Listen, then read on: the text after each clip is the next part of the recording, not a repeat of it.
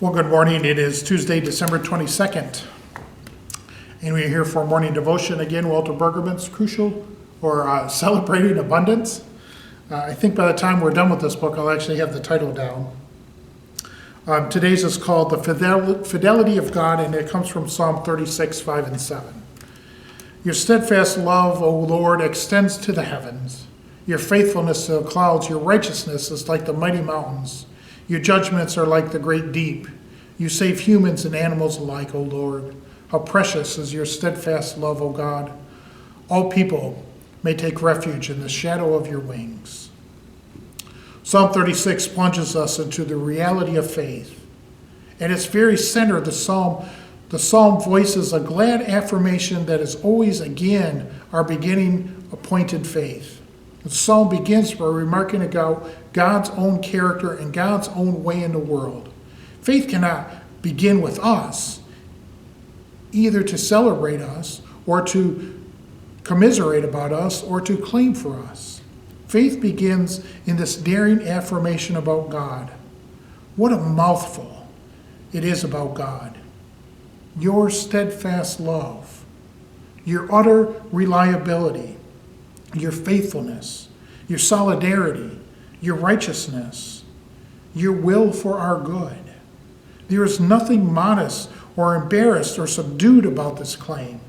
The psalmist believes that God's capacity for fidelity fills the whole of creation, the heavens, the clouds, the mountains, so that all of life is redefined apart from scientific, geological, or measurable, controllable objects into categories of relationship. The world is perceived as a very different sort of place in which all issues, public and personal, religious and economic, all have to do with fidelity. God's faithfulness is the chief desire, the central yearning in our lives. The speaker's exuberance invites us to reflect on the decisive yearning and driving desire of our lives. What we want and what we will have when we have our life made whole. This voice believes that all other yearnings are second level, not nearly as important as the central reality of God's faithfulness. This reliable God provides a safe place in which to hide, a welcome retreat for all the threats of life and of death. The poet, against all the threats of life, pictures God as an embracing, protecting, encompassing mother hen. The guardian eagle extends wings and offers a safe place to hide.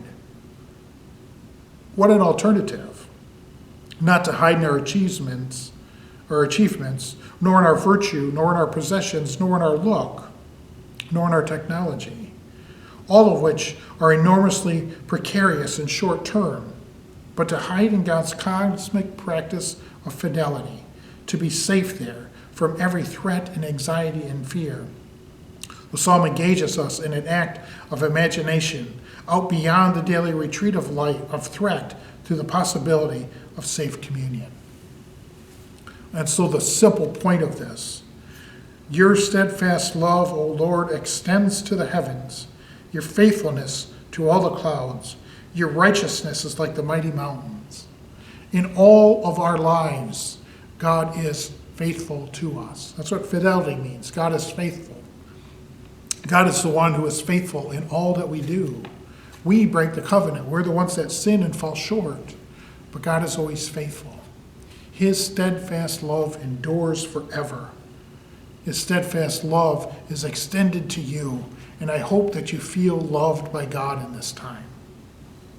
And so he ends in this prayer.